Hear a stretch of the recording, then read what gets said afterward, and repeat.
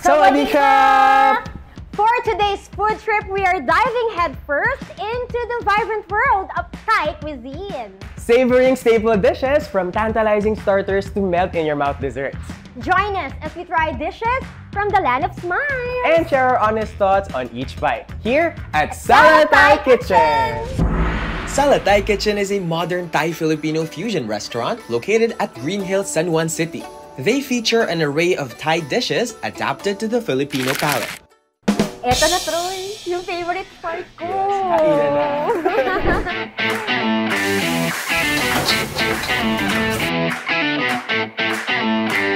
We tried their starters first, starting with their green papaya salad.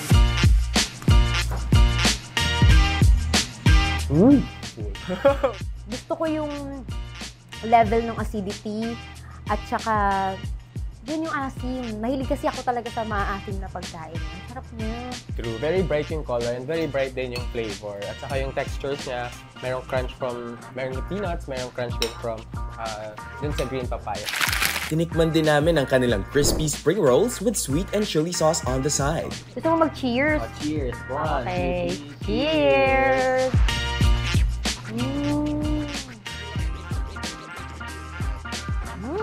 Sarap! Very light lang siya. Talagang prepare ka niya for the next meal. Next up, their refreshments. We had their Thai milk tea and lemongrass juice. Anong lasa niya? Yung tamis. Bongga. Kasi sakto. Sakto yung tamis niya. Hindi ka mauumay. Nakatry na kasi ako ng lemongrass juice na parang sobrang tapang ng lemongrass flavor na. Pero ito, sakto lang yung ano niya. Yung lasa ng lemongrass. Now for their main dishes. Una na dyan ang tom yum.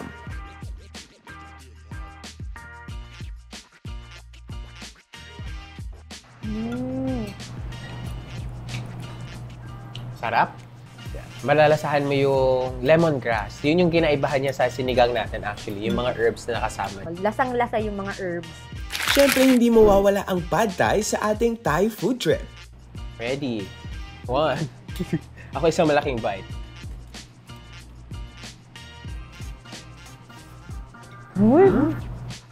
Kamay pa tayo. Ang sarap! Ang sarap niya. Lasang-lasa ko yung nutty flavor ng food, di ba? At saka hindi rin siya sobrang anghang. Sama, very peanutty and yung spice niya, merong konting-konting sipa. Hindi siya ganun kaanghang. At very sweet nga yung kanyang flavor profile. And of course, hindi matatapos itong food trip na to nang hindi natin natitikman ang kanilang mango sticky rice. So, yan, tikman na natin ang kanilang mango sticky rice. Okay. Yan.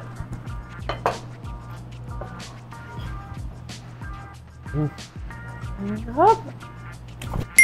The best. Super fresh ng mangoes.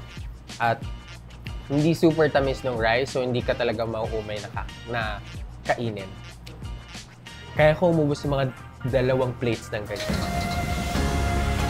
Marami pa kaming tinikman tulad ng Muay Thai squid, patpong wings, tilapia with tamarind sauce, beef green curry, Siam chicken noodles, and creme flan.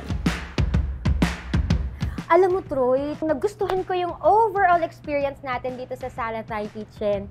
Kasi yung hospitality ng mga staff, yung ambience ng lugar, very homey, para ka lang din talagang nasa sala. Yes, and na-appreciate ko ng extra yung Thai food sa mga natikman natin today. And for sure, ay mag-explore pa ako ng iba't iba pang mga cuisine. So, mga kasambahay, kung nagkikrave kayo sa Thai food, look no further. Experience Thailand here at Sala Thai Kitchen. Kaya hanggang sa susunod, mga kasangbahay, samahan nyo kami ulit sa mas madami pang food trip. Thai Konakap! Sawadee-krap!